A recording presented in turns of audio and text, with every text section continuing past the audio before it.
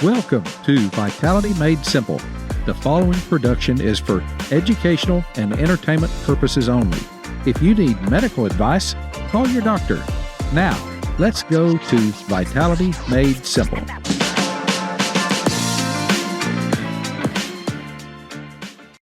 Well, welcome to Vitality Made Simple. This is the podcast that equips you to feel better, look better, and to enjoy better relationships. Well, it is with great joy that I introduce you to Dr. Nir Barzilai. He is someone I've followed for years. He is the founding director of the Institute of Aging Research at the Albert Einstein College of Medicine.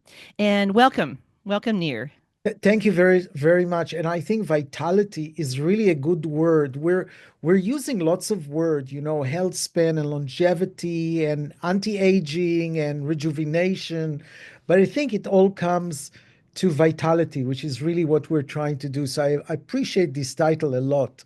Well, thank you for that because you'd be shocked at how many people told me in the early days, Debbie, nobody knows what vitality means. And I'm like, well, then they need to know if they don't know. And I love the term Healthspan. In my TED Talk, I talked about Healthspan lifespan. So I really appreciated that in your book, you talk about that. Now, also, I want you to know that my hair is in honor of the Albert Einstein College of Medicine. I didn't tame my hair today. I just let it go wild like Albert would wear. And so that's to honor you. Now, I started following you back in probably 2018 with this. You had a research article in Cell Metabolism called Metformin as a Tool to Target Aging. And then for our listeners, I want you to read Dr. Barzilai's compelling book called Age Later.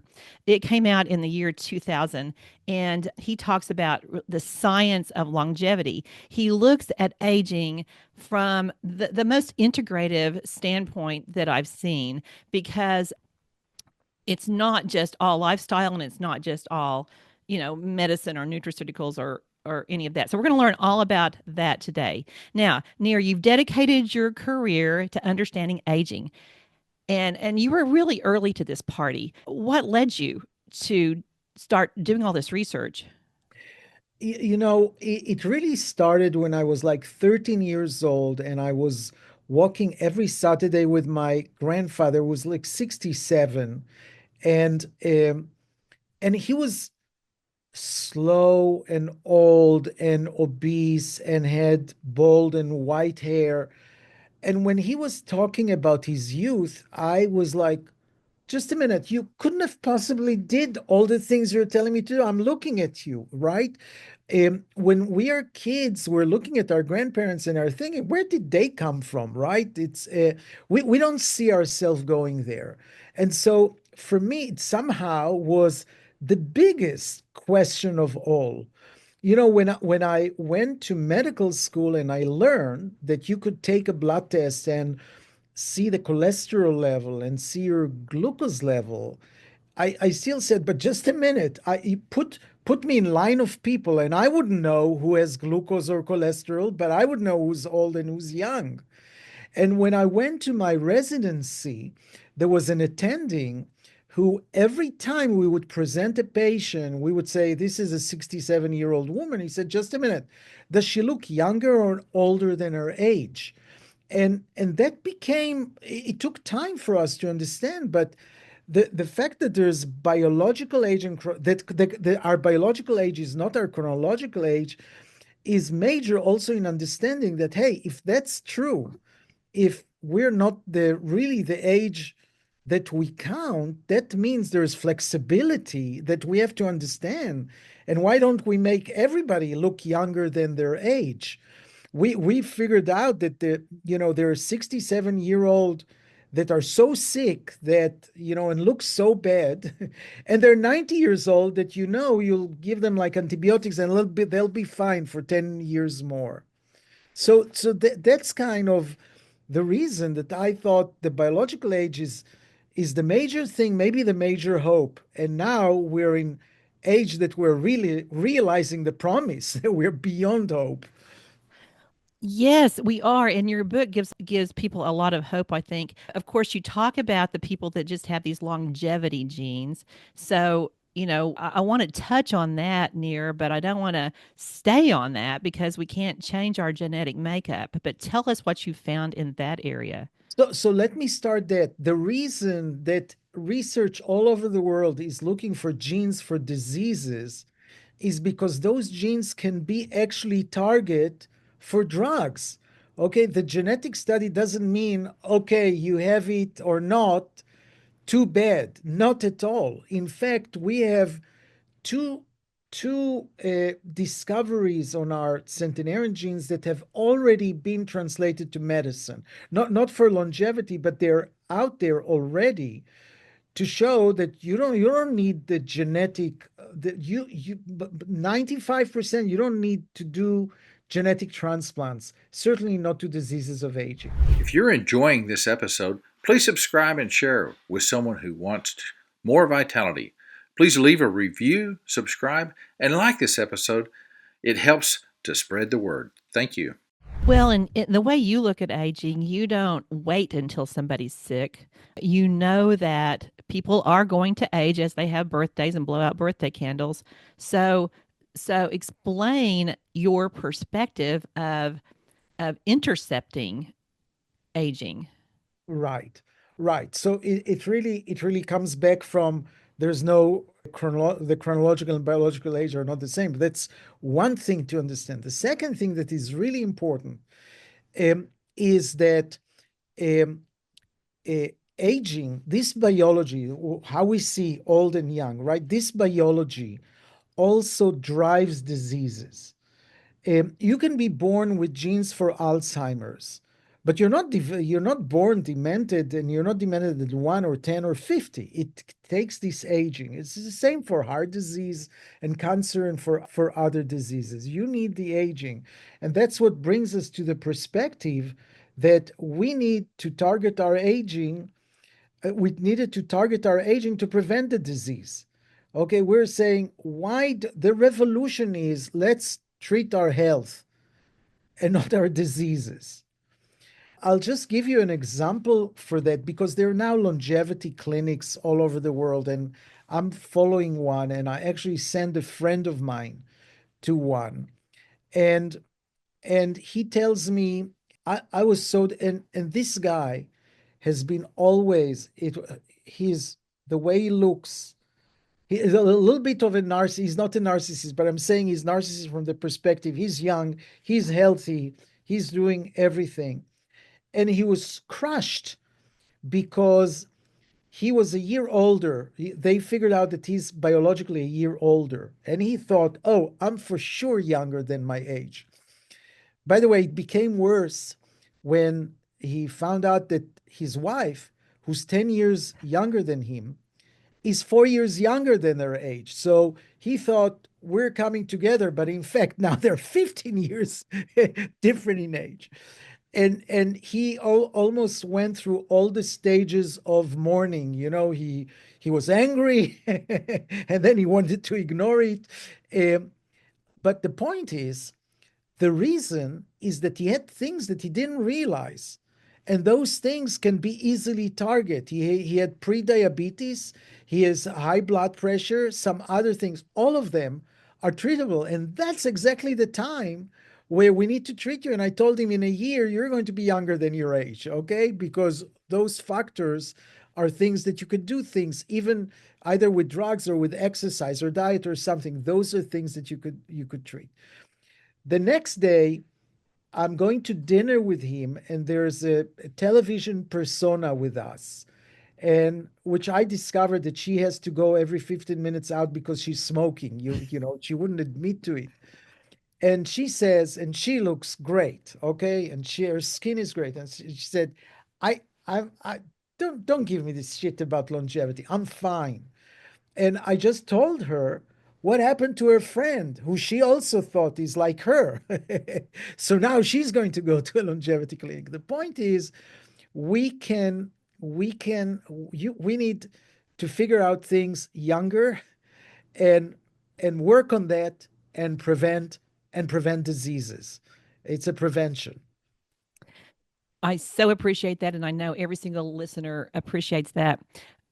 In your research, From my perspective, please correct me if I'm wrong, I would say that blood sugar regulation is the key. In my own clinical experience, near, I remember the moment probably 35 years ago when I was seeing a young man who had just lots of inflammation in his gums and no reason for it. I didn't see any bacterial problem. Just on a whim, I said, "You need to get your blood sugar checked." And he was diabetic, probably 23 years old. So that's when, I learned that the oral microbiome and blood sugar are a two-way street. They fuel each other. And as you look at every single area of Healthspan, blood sugar seems to be upstream. Um, so I'm the president of the academy of all the people who are looking at aging, right? And Right. what unites us is we have something that we call hallmarks of aging.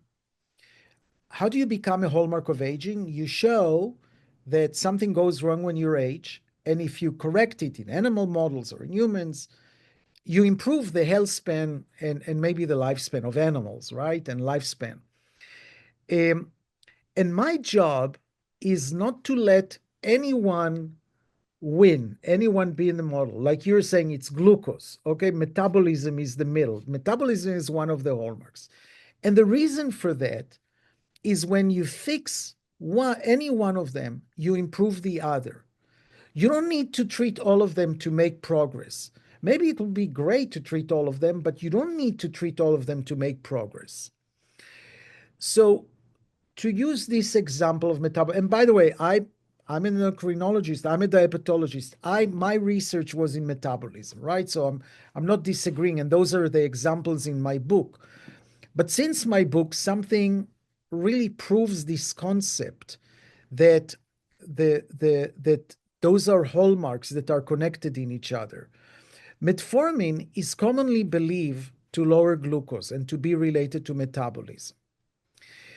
But in a clinical study, it was shown that if you take COVID patients within the first 3 days, usually the first day when they get disease, and you give them metformin, they have half the hospitalization, half the deaths, and half the long COVID.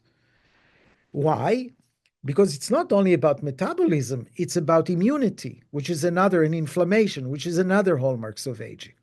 So my job is to say, no, we have hallmarks of aging. I don't let any one of you mean, because if there is any lesson, if you develop a drug for diabetes, you actually might find that it's actually a drug that is good for immunity or for senescent or for autophagy or for some other, never mind, but some other hallmarks of aging. That's very logical because I want to say that it's the oral microbiome is the main hallmark of aging, Well, right? And yeah, microbiome yeah. is the hallmark of aging, but I'll tell you one thing. Um, the, there is just starting coming, because you have to show that when you treat them, your animals live longer. Now, it's tricky with microbiome because the microbiome of humans and animals is very different. But there is evidence from one model that if you treat its microbiome, it lives longer. But what I told you about this drug metformin, it also changes the microbiome. Okay, so is the microbiome changes because metformin changes all the hallmarks of aging?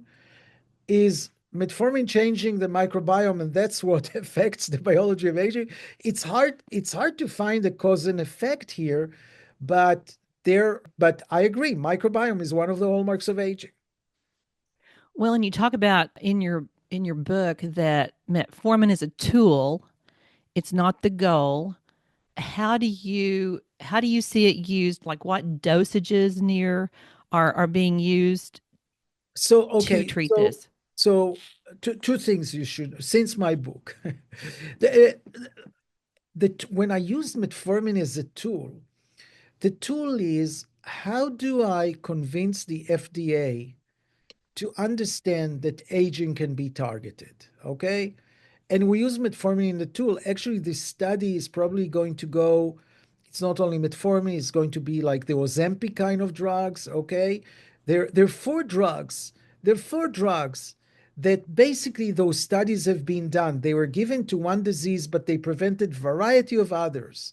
They were given to a certain disease and they all decrease mortality, overall mortality, not disease-specific mortality. So we have several drugs that are doing that. The tool was used as the tool for the FDA to change their IDs that aging is preventable. So I'm not selling metformin. I'm selling the prospect. I'm Right. actually selling four drugs. Every drugs that were approved for FDA can be repurposed by any physician because they're safe. That's how they got approval for the FDA. They're safe. So physicians have been repurposing drugs all over. If still I'm staying on the metformin example, metformin was first repurposed for obesity, not in diabetics, but for obesity because metformin is associated with 5 to 10 pounds weight loss. So they're better drugs, okay? But it was repurposed. Metformin is the first drug of choice for women with polycystic ovary syndrome. Metformin is the first drug of choice for pre-diabetes. And now I'm telling you it's the first drug of choice if somebody get COVID. None of those other indications are FDA approved, but still, that's how physicians are using them. So why not aging? Yeah. The interconnectedness of all of it, it's all going to have that epigenetic impact on whatever the person's specific genes are. Epigenetic is another hallmark, by the way. Oh, it is. Okay. Expound on that, Nir. So you had this connectivity, and I'm trying to overall it now. You said microbiome, you said metabolism, you said epigenetics, right? Those are all, and they influence each other, and they're drugs that will do all of that. Well, it's so fascinating because, I'm a dentist, but as a functional medicine dentist, I'm looking at all these integrative things and testing the oral microbiome. And when I see that we correct some of that inflammation in pretty simple ways, then all these other markers of hallmarks of aging improve. I mean, their blood pressure improves, their blood sugar improves, they start pooping, they start having better sleep, they start having, less brain fog. I mean, on and on, Near. It's so exciting. So also, in your book, and I know you've done a ton of research since your book, but you have some very compelling stories that I think our listeners would enjoy. I appreciate your commitment to storytelling. It made it so interesting. You talked about a woman named Lily Port. And I, we didn't talk about this ahead of time, folks. Near's had a lot going on since talking about Lily, but do you remember how she was just such an active 100-year-old? Well, she lived to be 106, right? And when she was 100 years old, she decided to celebrate in Machu Picchu. Okay. So Machu Picchu, I mean, when I was 60, I decided that's off my bucket list. Not for her. And she traveled all the time. Um, and in Machu Picchu, so she comes back from Machu Picchu, and everybody says, so how is it climbing up? And she said, you don't realize, but climbing up, it's not a problem. It's actually going down that is really difficult, she said. But since then, she had a plan. We say when you have more plans than achievements, you're just going to live longer. And she did. And she died at 106. Her last year was kind of tough, but the 105 years that she was healthy and fun and having fun is really this model. Our centenarians, she's an example, but our centenarians don't only live longer, they live healthier. They live healthier 30 years more than other people. Not only they live healthier, they have a very compressed morbidity. They're sick very little time at the end of their life. So we can do it. Okay, we have example. We can do it. It's in our capacity. We die at age 80, but we're not using our whole capacity now, and we should. Oh, absolutely. And it seems like people have a plan when that happens because Lily climbed her stairs like 65 times a day or something. I mean, she didn't just go out and hike Machu Picchu. She'd been active on a daily basis. So in learning about these people near what has it caused you to do in your life differently? Um, so there, so first of all, I I exercise, okay, and I basically exercise every day, no matter where I am. And I have a Fitbit that kind of punishes me if I don't do 10,000 steps. At least 5,000 of them are kind of running or pelotoning or something like that. So that's crucial. I think exercise is the top. Movement at any age. Movement at any age is good. Mhm. And if you're kind of old and lazy and tired, you just have to make this thing of getting up from your chair something that is a bonus for you and not Mhm. to think. I like whenever I can go and get something, I do it because in my mind I just fought aging. Okay. Second is diet. What I'm doing is I'm doing intermittent fasting. I can explain why, but diet is very personal and it has several components. For example, obesity is part of what we have to avoid because obesity drives aging. But um, people are reacting, and that's individual. They like Mediterranean diet, or they do low carbohydrate, or they do vegetarian. It's kind of personalized, and there's always trade-offs between them.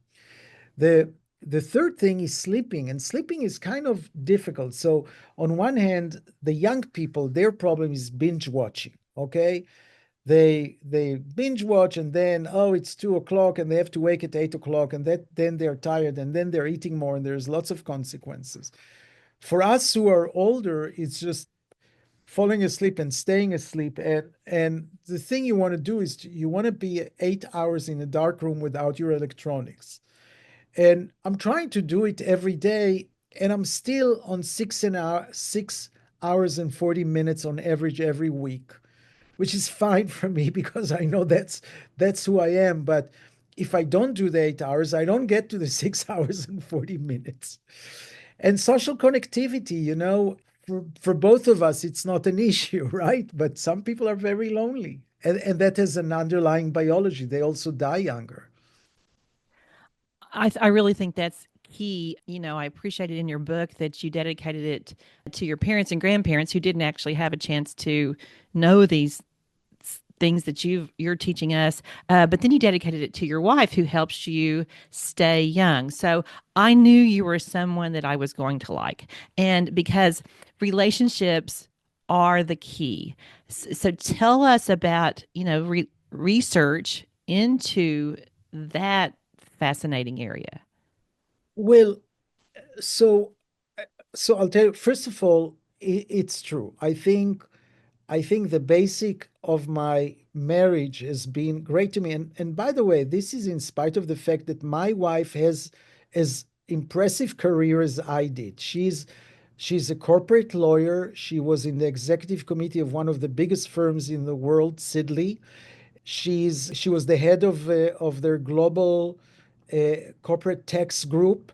I'm saying all that because we were two people with careers that made our uh, life really complex. We had two kids, really, really kind of juggling, and but it was so part. I mean, but it's just so part of who I am, and I'm totally indebted to her.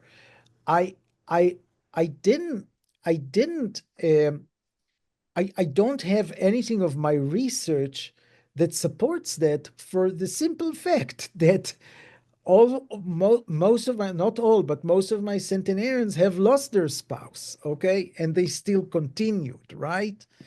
And I think what gets to them because they live so long is when children of their friends start dying, then it hits them that they're old. So I'm just telling you, everything you said is right, but I hate to talk not about my own experience or research, but definitely part of the social connectivity is a good relationship. I can tell you one thing that is really kind of interesting, and I've been thinking a lot about it because in human evolution, 100,000 years, life expectancy was between 20 and 30. And let's even go, let's not take all of human evolution. Let's take even 3,000 years ago when polygamy became less popular, or people started actually to get married or to have commitments. But if life expectancy was between 20 and 30, tell me how many people during that until 150 years ago, how many people were married for more than 10 years? Right? If life expectancy was 20 to 30, one of them already died anyhow. How many were married for 10 years? So in evolution, this marriage thing, it's not only that we exceeded 10 years, people are married for 70 years. This really is incredible, but it also shows you the complexity because we in evolution were never planned to spend those years with just one person. When we're changing, environment are changing, they're changing, so it's kind of incredible uh, to think about it. Well, and I've seen it so consistently among my clinical patients as well as friends that the people who are married and committed, um, I mean, they have less stress. And of course, stress is that a hallmark of aging? Yeah, it's kind of a new hallmark of aging. Let me explain to you why stress. It's also, that usually the lay people, the more lay people say stress should be in the middle. And stress is funny in a way that when it's chronic, okay, if you have a chronic pain Mm-hmm. and you're in pain all the time and you cannot be, that will kill you, okay? But there is a theory in aging that's called hormesis, that you have to have stress because dealing with stress upregulates your biology that eventually is important for your aging. Okay, that's the concept of hormesis. In my book, I give the example of my great uncle, he was an uncle, not a great uncle, who actually died since then at age 102. He was 16 when he was taken by the Germans in Czechoslovakia. And as he said, they took me to the Grand Tour. I was in 5 concentration camps and they paid for everything. Not enough food, but they paid for everything, right? And then he goes back, he survives the war. My grandfather sends him to medical school in Prague. Um, he became an anti-communist, and during the spring of Prague, the Russian didn't like the liberal movement, and they conquered. They came to Prague, they conquered Czechoslovakia, and he was a refugee again. And he went to Vienna, but they didn't let him stay there. So he went to Canada, to Quebec, and separatists have bombed the house next to them. And then he went to Houston. And in Houston, he twice rebuilt his house after hurricanes. And he's like, bring it on, but you just wonder, somebody who survived so many things, is it wonder that he has an ability to kind of be resilience and say, what the heck, and move on? No, I think that's huge. I think that's huge. Viktor Frankl's been one of my heroes through the years. And just, talking about you just need a purpose beyond yourself, an eternal perspective and a few good friends. And nobody can change what you think. They can do anything to you, but they can't change, you know, what's going through your brain. So that to me, that totally epitomizes how your uncle handled all of this. Right. So yeah, stress, but realize that stress has those Hmm. advantages within, you know, whoever whoever wrote "What doesn't kill you make you stronger." This was written by the survivors, right? You don't know Right. how many got there.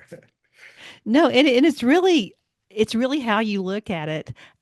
Look at people who've never had people who say were, we'd say born on a silver platter, who never had any challenges. They don't do well in life, mentally, physically, relationally. I mean, generally, that stress does make you stronger. So interesting. Well, now what research are you working on these days, Nir?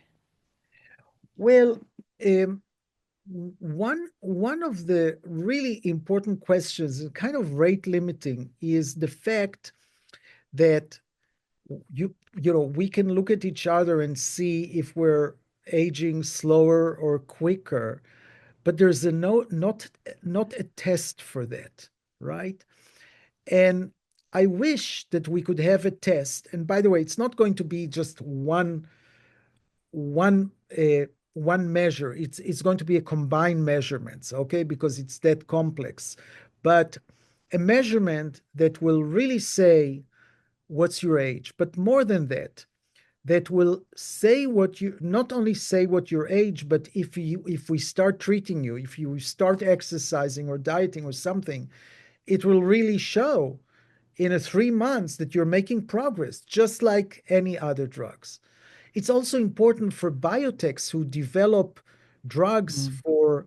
for aging to have a phase two study, right? When before you go to phase three study and spend $1 billion, to show that actually your aging is moving. Okay, we need this test, and I'm busy on both the politics of how to make that happen, and I have bunch of drugs that have shown to target aging, studies that already done that we can now do huge amount of measurements and find those that are telling you your age and that it changes if you do something. So that's one thing. But from a scientific point of view, I like of those biomarkers, I liked uh, measuring the proteins in the blood.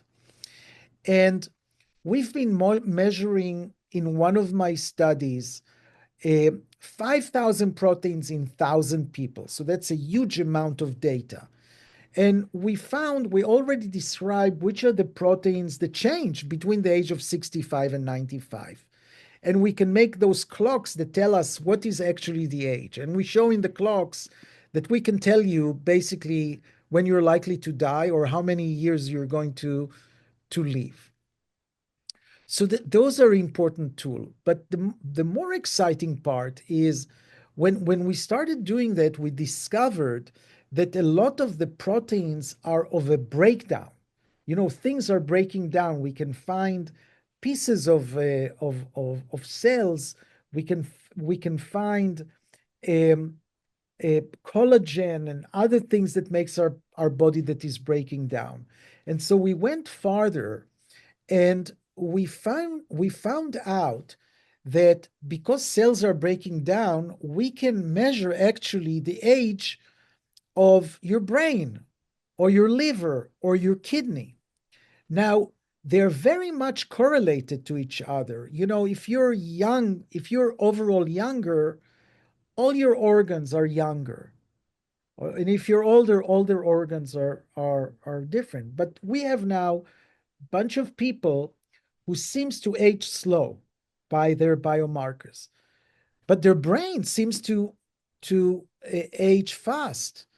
So we can maybe so A is the aging is the brain leads their aging, and B, can we do something about the brain?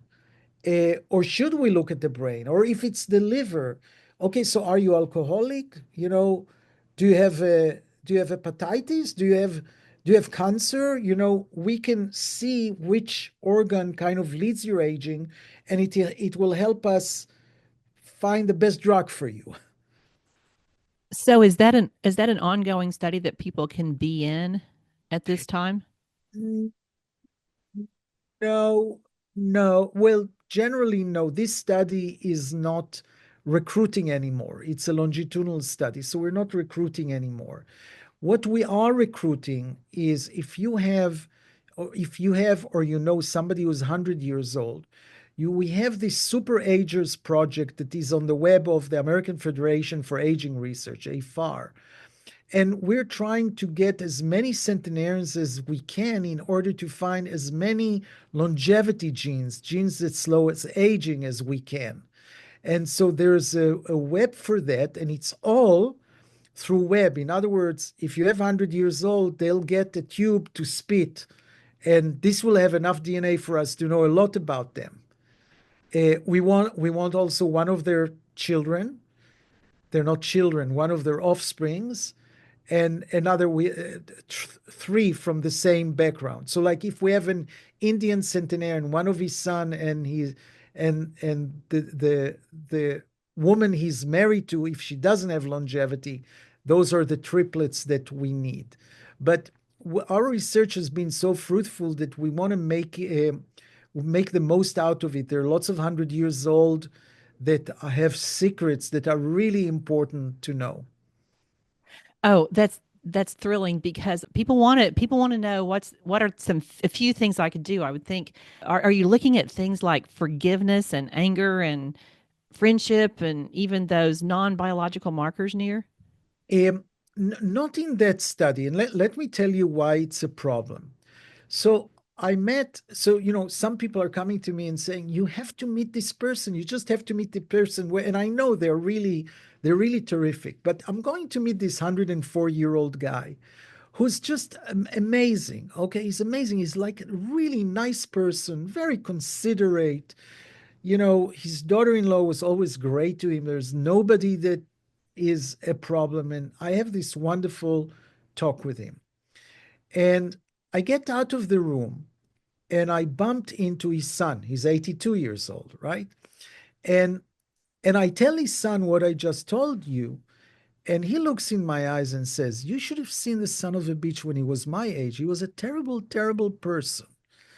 And then you realize that we think personality don't change and we have data until like 60.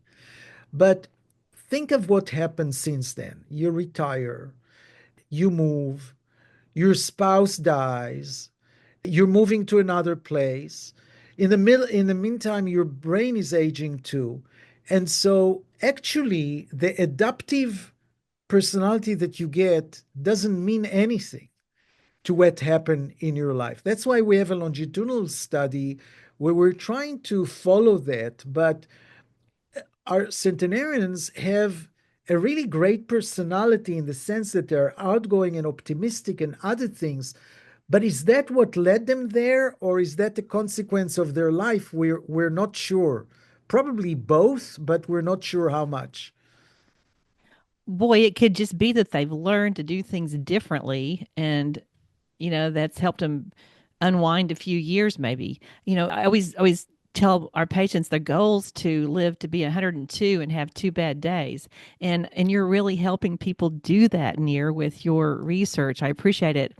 I would compel our readers to read your book, Age Later. I like Age Later because it's not anti-aging. I'm in this whole world of anti-aging, but that's Right. that's a misnomer, in my opinion.